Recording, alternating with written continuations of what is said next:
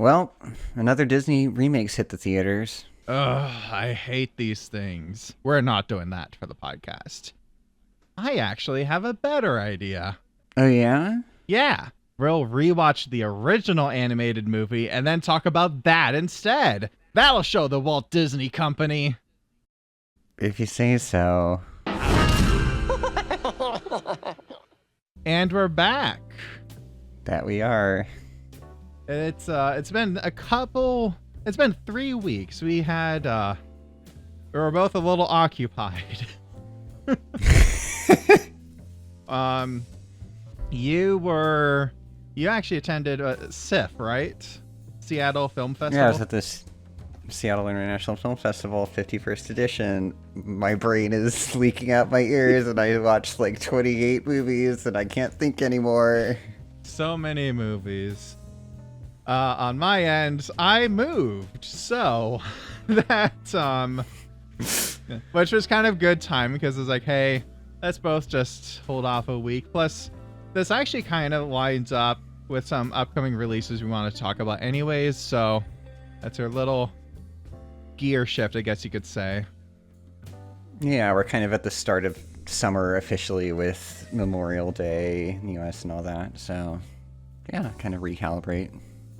And I figured a good way to kick off summer, because what says summer more than the beach? What says the beach more than Hawaii? And what says Hawaii more than Disney's Lilo and Stitch? They thought the same thing this year, apparently. Now obviously we are not watching the new one. You can't make me. You can't make me. But I actually, can I confess, today in my post-SIF delirium, I embarked on this insane odyssey where I was like, maybe I should watch it. Maybe that's a good idea. And like, so I was going to go downtown and watch it, and like the AMC like app was going berserk, so I couldn't just do it through that. And like, I couldn't bring myself to, I had enough shame, shall we say, to know that I couldn't go up to the box office and talk to someone and say the phrase, "Hi, one ticket to Lilo and Stitch, please," out loud. So that didn't actually end up happening. Divine intervention, thank goodness. Yeah, I don't know. But yeah, so enough talk about that thing. We're going to talk about the animated version, actually, the original movie, which was a really big thing when I was growing up, because it kind of came out when I was that target audience. I was 6 years old. And now what's weird though is that I didn't grow up with this movie in particular. My experience with the franchise was the TV show that they did. Oh yeah. It was we didn't get the cable television until I was in like middle school. So it was every Saturday morning ABC would run some of their cartoons, and it would, one of the cartoons would be an episode of the Lilo and Stitch show, where they had to like find experiments around the island, and the experiments all had like a thing, and they had to learn to counter the thing and put it to good use. I remember like I mean, I will say, like, if you're gonna like put like, I don't know, announce a potential TV show, having the baked in concept of potentially up to 620 whatever episodes is pretty ambitious. I don't know, like it's very interesting, but here, I'll save that to the end. Because all this to say, I grew up and I liked it well enough because, you know, you got the funny aliens and there's like a good like action to it, a good energy. And then you watch it as an adult and you think, oh my God, like, how does this work? How does this, like, I'll give full confession. If I was Mr. CEO of Walt Disney Animation Studios. And some guy walked in and said, "So I have an idea for a movie. It's going to be half this slice of life drama of an older sister trying to make ends meet so she can keep custody of her younger sister. And it's also going to have these like wacky alien crime hijinks." I would say, get out of my office.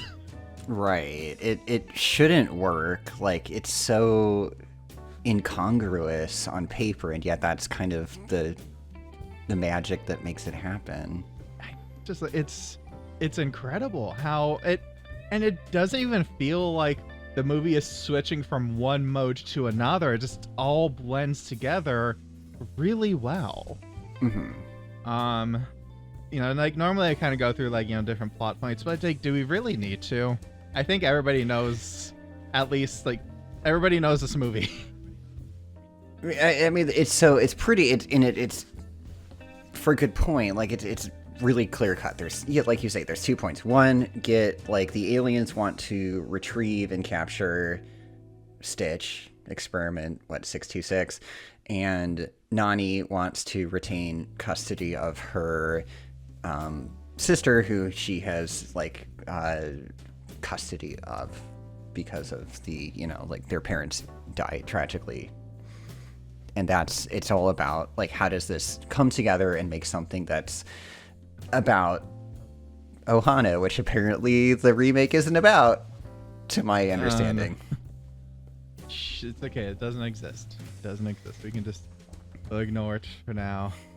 Okay. But yeah, it's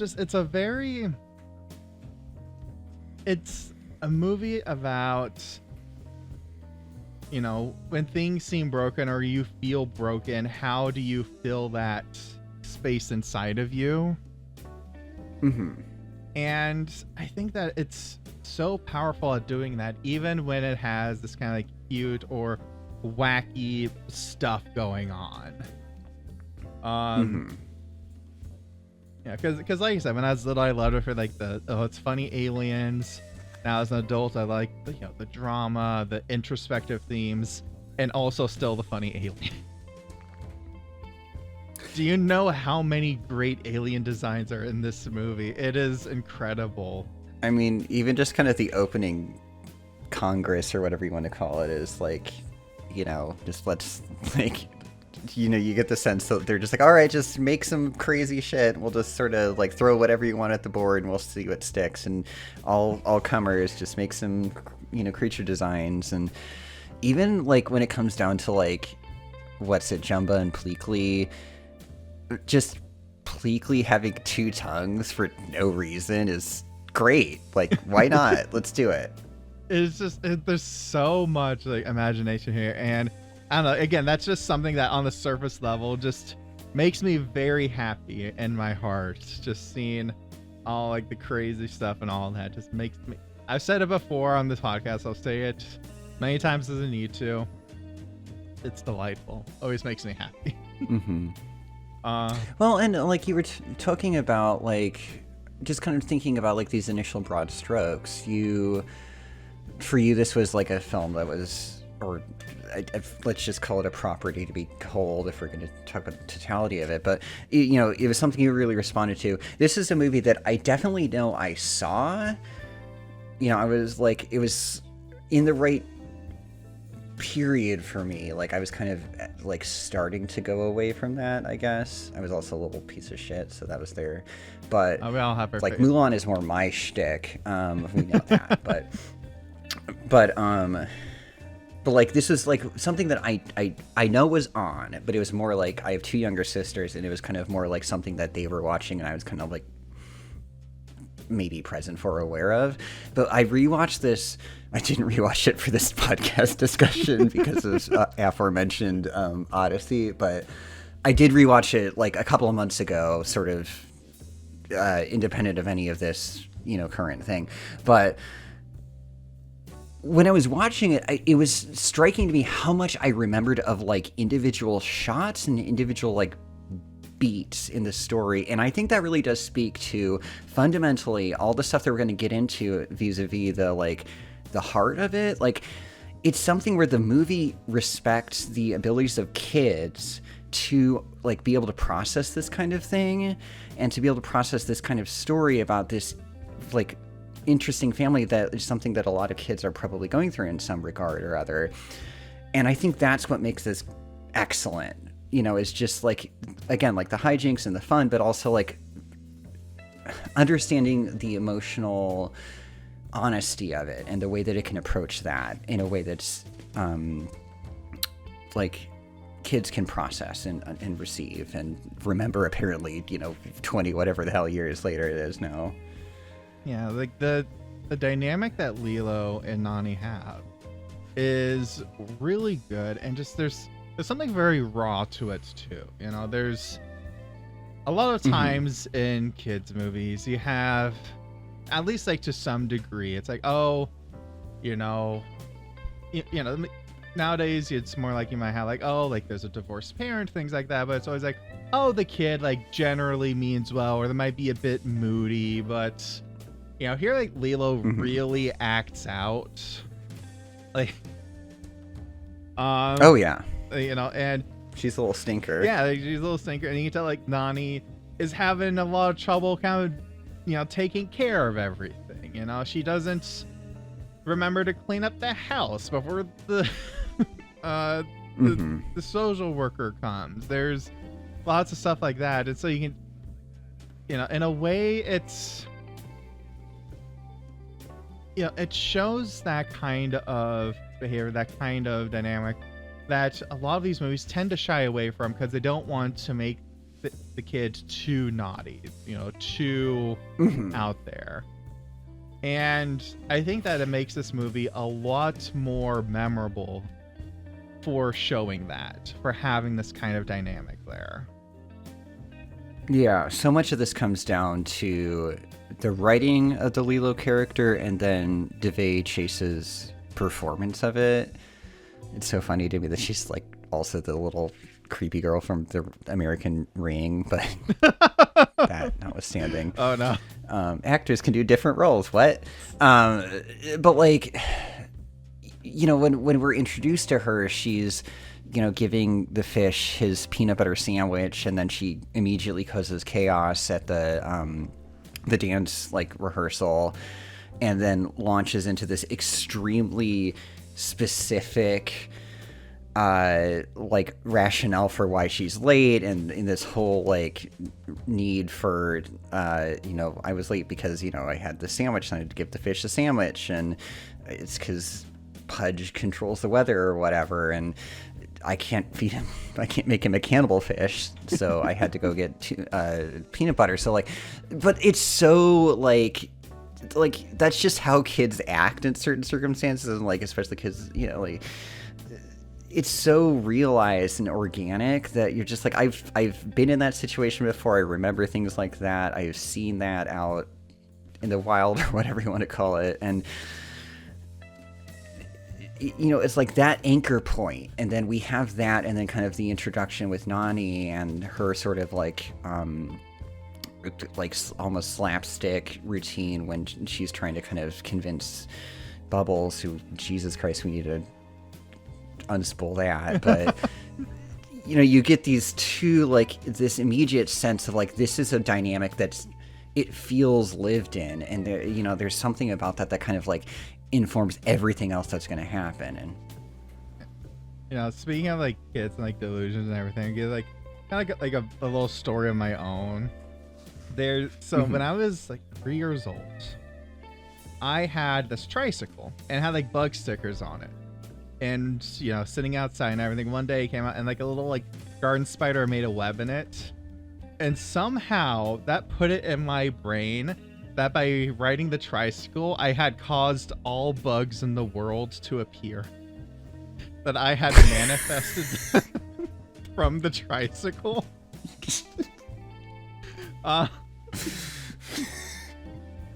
Which... okay. Obviously. I mean, it makes sense, clearly. But I think this kind of ties into like... but again, it ties into the idea of like, you know, Lilo having these very specific mannerisms, these specific things. And actually, when it comes to the fish, I don't know if you've ever seen this or if you caught this on your viewing, because she feeds them because he controls the weather, right? Right. How did her parents die? Yeah, there was an accident because of a thunderstorm or something. It's because of the rain. And the movie... Yeah, so there's that lore. Like, the movie doesn't draw attention to this, but if you are paying attention and you can connect those two things, you say, oh, that's why this was so important to her. There's a lot of really just little, like, subtle, again, organic beats that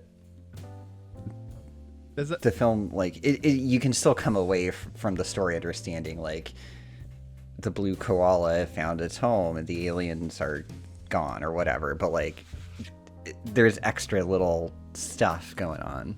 Yeah. There's another little touch that I noticed in this watch through is there's a connection drawn between Stitch and Lilo, because when Stitch is being, like, at the beginning of the movie, he's being contained and everything. He bites a gun to the giant elephant guy, Captain. Gantu goes, oh, bit me. Does this look infected? And then a little bit. Yeah. Oh, yeah. And then a little bit later, when Lilo bites the snotty girl at the class, she's like, she says the same thing. She's like, does this look infected? And it's just, again, the subtle thing that connects the two of the characters. That, like a movie. Like a movie. What? Disney doesn't do that right now. No, like, that's definitely, there is such a strong, like, parallel drawn between the two, and then it really cements, like, you know, like, Stitch lands on Kauai, you know, gets adopted by Lilo. She attempts kind of to, like, domesticate him, and that just does not go well. Not that she is really trying that hard, which is fair.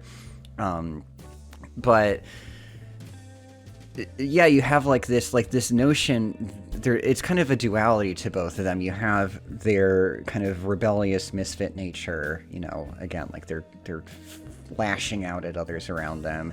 But then there's also this foundational need to belong in a sense that they don't. And that really comes in with, like, when they all settle in and Stitch is, like, tearing through the bookcase, and he is, like, looking at different books, and of course they're using that to pack in sight gags and stuff. But maybe the principle of most being, apparently Ohio has, like, rivers if you look at the map. I don't understand that.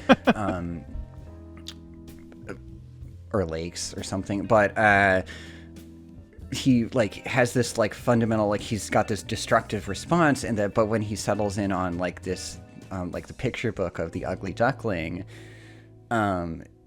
he stops, and he needs to understand something that he is reacting to and empathizing with on this,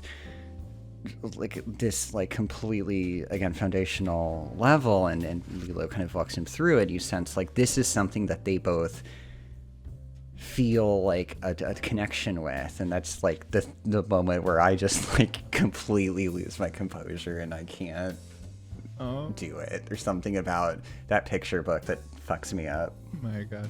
For me, the part that, like, that broke me a little bit was, like, when she is telling such, like, family is broken, we don't have a lot of toys, but you can still be a part of it if you want to. And it's like, oh my god. Again, there's just such this earnestness to it. It's miraculous. It's so good. I think another thing that helps with it is that there's not really a villain in the movie. The villain is, like, an existential anguish. Yeah. If anything. And because, like, there's definitely antagonistic forces here, but it's like, oh, sure. Like, you know, because you have, Jumbo, who created Stitch to be, like, this destructive monster, but he feels more of, like, I guess you could say like almost like a mega mind kind of thing, like a Doofenshmirtz, where he's a bit more just like kind of like play acting evil rather than truly malicious or malevolent. Right, and then he becomes this like Richard Attenborough figure, like observing Stitch in the wild. You know, you have, the councilwoman who's just like, and because she's not trying to be like evil either. She's just like, this thing is going to like destroy an entire planet. We have to take care of it. Like, yeah, like I get that. Closest I think we get is like gone to the captain, who is kind of like, he doesn't give a shit about like, oh, caught this human girl, whatever. I'm just going back because I did my mission. But at the same time, it's, he's not a villain either. And he's just the heavy, really. Yeah, he's the heavy, but still not like outright evil. And I also like, again, Bubbles. Agent Bubbles. Who has killed people, apparently. Well, he did not explicitly confirm nor deny either way. But at the same time, like, because he's probably like the most prominent antagonist in the movie. He lingers the longest, and he's the one who's basically going to take Lilo away. But at the same time, you look at it from his perspective, like looking at the situation, you can definitely see where he's coming from. You can see what he sees. You can tell why he's concerned. He even tries to talk to Nani in a way that's not even confrontational. He says, you have to think about what's best for Lilo, even if that means you not being part of the picture. Yeah, and he says like at some point something to the extent of like, you need her more than she needs you, or something within regard to this relationship. And I think it's more like what he represents is kind of the threat. I don't think that's the right term, but I'll just use that. I think that's kind of what we're coming up against, which is this sort of intangible opposition that Nani knows about in some level, that Lilo understands in a far more abstract sense. Like, she doesn't understand the mechanics of like CPS or the system for kids that don't have like your like family unit or whatnot, and it's that kind of thing, which is this unfettering of this connectedness that Nani and Lilo have, which with whatever imperfections may exist, and which Stitch is coming into and kind of discovering for himself out of nothing, that like this is something he needs and he wants. Like, that's kind of what we're up against, and it's coming at it from this very kind of, I think Bubbles is a somewhat like you're saying, he's trying to work with it, and he's trying to kind of help people understand, like, this is the system that we have to kind of stick within, but is that really what these people need at the time? Right. He's sympathetic. He has good intentions at heart. But we see through the movie, Lilo struggles with a lot of people. She struggles to relate to her peers. She struggles with getting around, doing her activities. There's a lot of people who see her as autistic. A lot of people who, have autism see themselves in Lilo. And I kind of see it too, honestly. She struggles with that. But she has a rapport with Nani. She has a rapport with her sister, and even if sometimes it's confrontational, sometimes they fight and they yell and they bicker, as all siblings do, she is still able to connect with Lilo. She's able to apologize. She's able to bring out those moments of joy for Lilo. She's able to make Lilo truly happy, and that's what Bubbles doesn't understand, that he can't understand, not through any fault of his own, but he's just part of a system that is not able to fully comprehend everything that's going on. Right. There's this sense of gaps between like a well-intentioned but imperfectly executed system which is designed to protect children from abusive or neglectful situations, and one where two people who are suddenly put into a very different circumstance are trying to kind of hash it out. But you still get this kind of sense of sisterly connection. You know, Lilo, I remember, kind of like is thinking about this in abstract, and says, you know, kind of is thinking about how she prefers Nani as a sister to a caretaker, you know, and asks about that. And then within moments you have the kind of like she's trying to kick her out of her bedroom and Nani's like falling on the ground and stuff. And it's this sort of like moment where you're giving your siblings shit and, you know, you punch each other once and call it even or whatever. It's like that still is there, but it's like the state doesn't care about that genuine connection from the perspective of, again, like this kind of application of criteria that Bubbles is ultimately beholden to. Yeah, and again, that's something that I really like that it does, because in a lot of movies, like again, the easy way to do this would be the evil social worker who's trying to take Lilo away, right? But with this portrayal, it shows that even with the best person possible trying to do this, there is still a gap there, and I think that is, again, that's a nuance that I really appreciate. Like this is really one of Disney's best animated movies, like of all that they've done. Yeah, just in terms of storytelling, yeah. It's so unique too. Like there's it's the first half of that decade there. They did a lot of stuff that some of it didn't work. Some of it really didn't work. But a few of them really did. I don't know if you remember from the credits. So, you know, like a lot of things will say based on the book by or based off of this. I have to add, right. I'm very curious how this came about. So the movie is, according to the credit, based on an idea by Chris Sanders. That's like formally spelled out in the movie. But he's still credited like, as the writer. You know, it's that is interesting. Like I wonder, like what's the rule there? I mean, I know like the WGA, who determine like story by and written by credits, are super like litigious about the number of people that can have a given credit. Like I think there's a max of like 2 for writer, and then story can be kind of a catch-all for more people if there was collaboration. Then that always comes down to this like litigation fest of like proving that you know, in the course of like sequential drafts had the most like authorial voice in it, yada yada yada yada yada. So that's, but like to have someone who ostensibly, at least from that understanding, like had a through line, that it also had this kind of secondary thing. That is interesting. I don't know.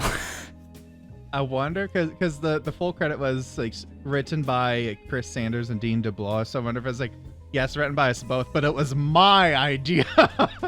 You put that in there so they know it was me. Variation on story by.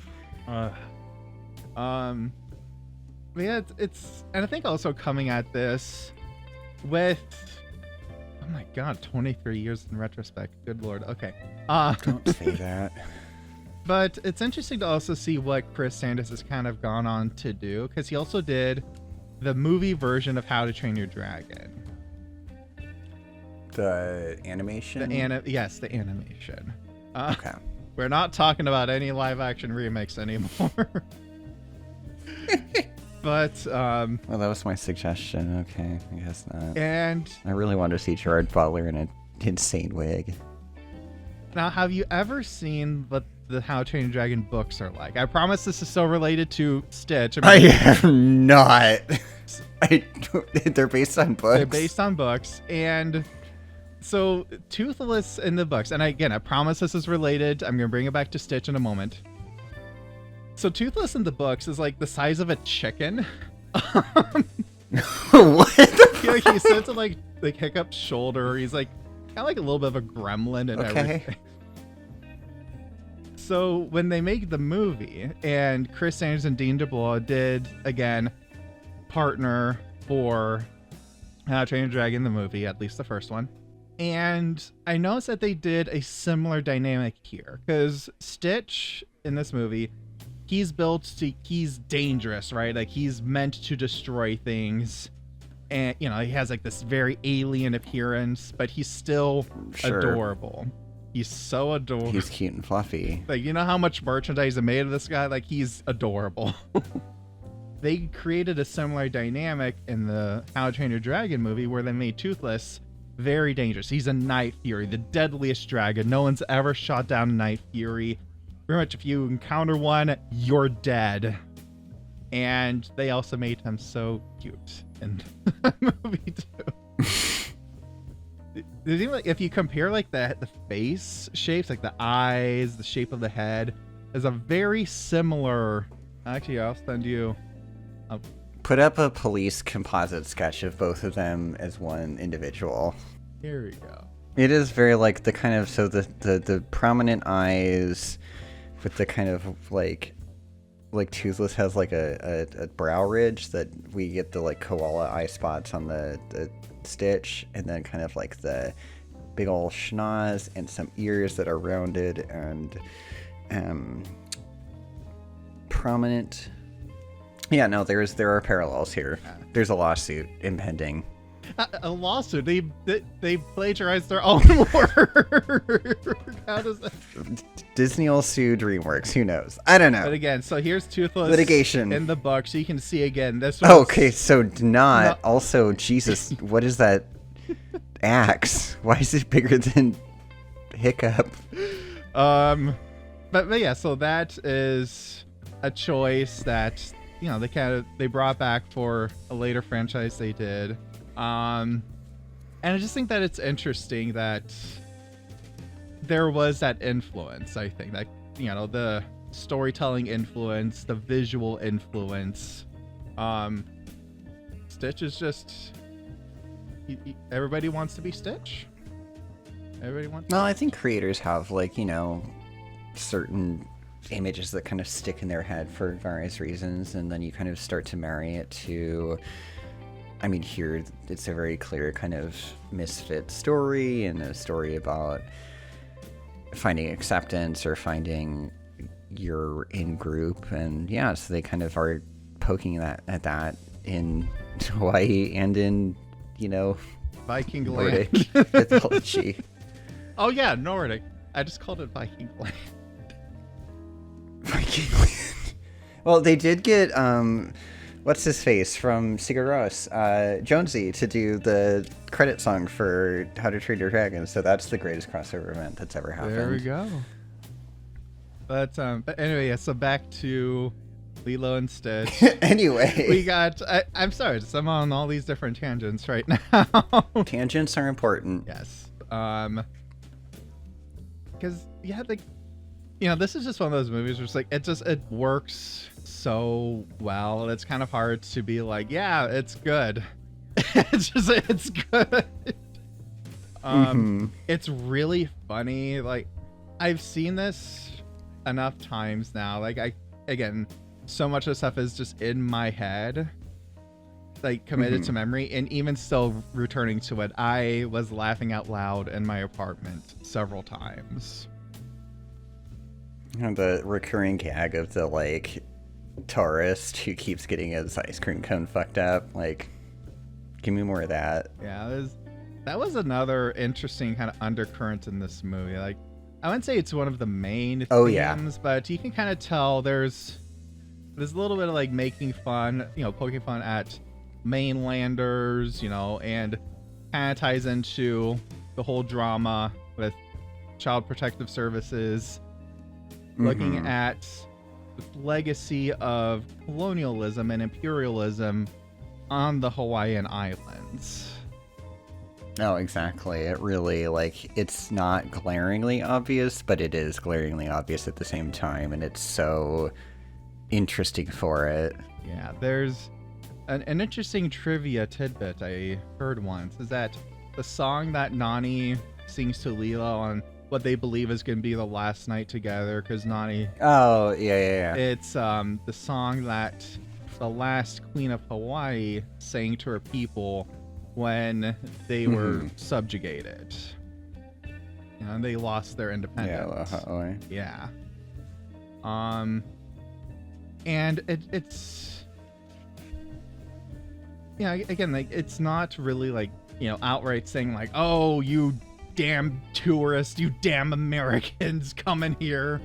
It's not loud about it, but the little undercurrent there that I don't know if the studio was aware of it and they were like, yeah, we'll let that slide, or if they just didn't know about it. They didn't see it. But either way, I'm glad that it is in the final version that we got. I do wish we had the fake tsunami alarm scene, though. That would have been really great. Tourists, prepare to die! I wish we had the scene that they cut because of 9/11, or that they re-edited. Did you hear about that? I did, but it's like, because in like the big climax, where, you know, they're trying to rescue Lilo from Gantu, they're flying, you know, in the final cut, they're flying a spaceship through like the mountains of Hawaii, the big island, but it was originally going to be this like jetliner through the city. Yeah, so the only preparation I did for this was to watch that. You can if you just search on YouTube like Lilo and Stitch airplane 9/11 or something like that, you'll get like a rough cut of there were sequences like from that overall thing that were finished. There's finished animation, there are storyboards, and it's all cut together, and yeah, it's pretty like I think this coming out in June, July, summer 2002, like it would have been extremely gauche to have a 747 flying through a cityscape. With all of the baggage of that. It's no longer too soon, and this would have been a great opportunity for the remake to restore that, but they don't like high art, so it's fine. Oh my god. Yeah. Like, two things real quick. Like, first of all, when I was watching it, I actually think that them having to do that, like, recut, like, oh shit, we can't do that anymore, because obviously, I do think that it does make more sense, actually, because in the movie, what we see is that, like, oh, how are we going to get them? Oh, we'll use, Pleakley and Jumba's craft that they arrived on. And that feels more natural to me than I imagine they probably had to like go to an airport, break in, and get an. Oh, they hijacked it. Yeah, that was the other element. Oh yeah.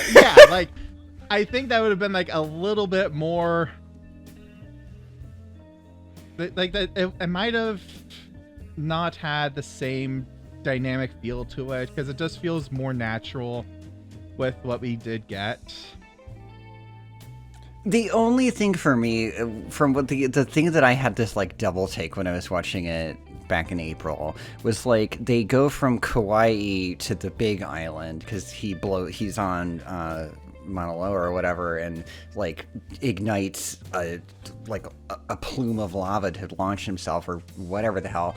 Like that was a little bit jarring. Like they're on planes, so you can fly a fair distance, but geographically it was a little bit strange. But I do see your point from a narrative angle. Yeah. And honestly, it's like they're spaceships. They can go faster than planes. They can go really fast. Yeah, the spaceship goes zoom. Duh. It does go zoom. But I think, and then the second thing is that I do think that when it comes to like for this remake, if there was anything I would have wanted this movie to be, I guess, like I wouldn't even say fixed, but I wish there was a bit more of the transition of Stitch going from little gremlin monster to being good at the end. I wish we had like a few more steps there, like a few more scenes of just him and Lilo going around, and pretty much I want more of this movie. This is my problem with it. It is rather abrupt at points, yeah. And I wouldn't even say like it's a real complaint. It's just like I would love to see a little bit more, but what we have, I still feel the dynamic. I'm still sold on Stitch's redemption. I still feel the emotions. You know, it's like I have no actual complaints of this movie. No, it's a very sweet story. It's very funny. Yeah, it gives us Pleakley and drag, which we yearn for. I have to say, because I know that there was a lot of folks who were upset that when, you know, the new ones cut Pleakley in the dress, probably because they're too scared to offend people who make a living getting angry at things on the internet. And in my memory of it, I was saying, well, you know, the Pleakley in the dress was kind of played for laughs. I don't think it was really trying to make a statement there, but it is still like, you know, disappointed they cut it. But when I was watching it this time, there is like Pleakley specifically going like, oh, I actually, like, even when they're not meant to be in disguise, like I kind of like the wig. I think it makes me feel pretty. And I'm like, there is a... No, Pleakley is going on a journey of discovery. There is a little bit there. And I was like, okay, that's more substantive than I remembered. You know, I think you could still say it's still being played for gag mostly, but still, not bad. Oh yeah, it's on kind of the, like, let's just call it the, like, downward trend of, like, regrettable 90s humor. Yeah, where it's like where the peak of comedy was, oh, it's a man dressed as a woman, but I can still kind of see what people see in it. I can see it. It is very funny that Hawaii is a mosquito refuge preserve. That is... Oh, not just Hawaii. Delightful. It's the entire planet Earth. The Earth, the planet. And I love, like, again, there's this... The movie's, again, really good at drawing, like, this big story with very minimal strokes. Because, again, we have several things where they say, oh, it's mosquito habitat. And then at the end, Asian Bubble says, yeah, I saved Earth by convincing aliens that mosquitoes were an endangered species. And it's like, oh, no. There's just, again, those little things where just with a little bit of hints, you can draw so much more story out of there. It's brilliant. One of the things that's very fascinating to me as well is the way that this has expanded into this big franchise over time. And what especially gets me is that, because Disney is infamous for having done a lot of those, like, direct DVD sequels. Oh yes. From what I remember, the sequels to Lilo and Stitch were actually pretty solid. I only know the title Lilo and Stitch 2, Stitch Has a Glitch, and that is the totality of my knowledge. Yeah, I don't know the exact timeline. Or is that the third one? No, I don't remember. The second one was Stitch Has a Glitch. And then I think it was, what was it? Leroy and Stitch was the third one, I think. I did see that. I was like Googling at random, and I saw Leroy and Stitch and was like, surely that's some kind of farce, but apparently not. Okay, good to know. I might get this backwards, because there's one called Leroy and Stitch and one called Stitch the Movie. I forget which one came first, but they basically acted as the pilot and the series finale of the Stitch series that I mentioned at the beginning of our podcast. So there's that. There's also an anime. Okay. Okay. There is, hold on, let me look here. Any Japanese audience members, forgive me if I mispronounce this. Sutichi, a Japanese anime television series that's a spin-off of Disney's Lilo and Stitch franchise, aired in Japan from October 2008 to June 2011. Jesus. It's like there was, I don't know if this is So it had a following.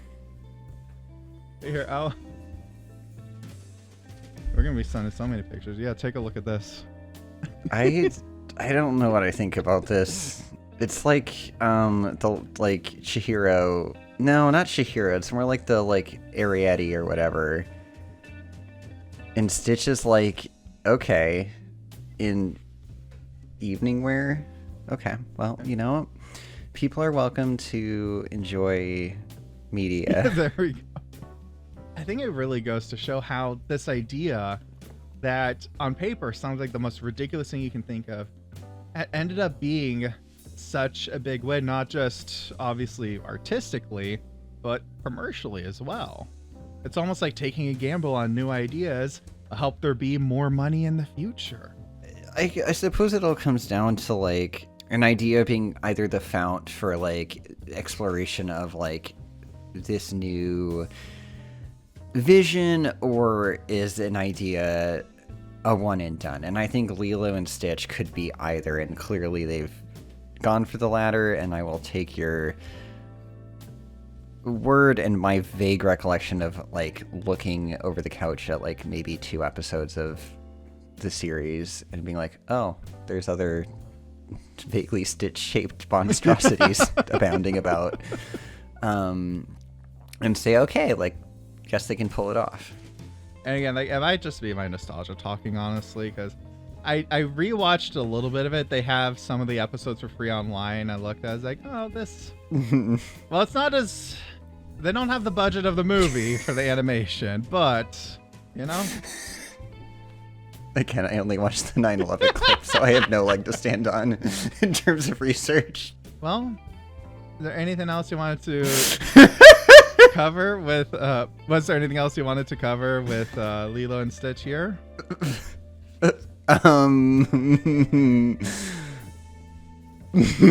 No. Well, thank you so much for joining me tonight, Reynard, and thank you all out there for listening to us. If you want to see more of us, I'm at Daniel Goldhorn on YouTube. And I'm Reynard/Cinema on Tumblr. And we'll see you all next time. You take care. Bye.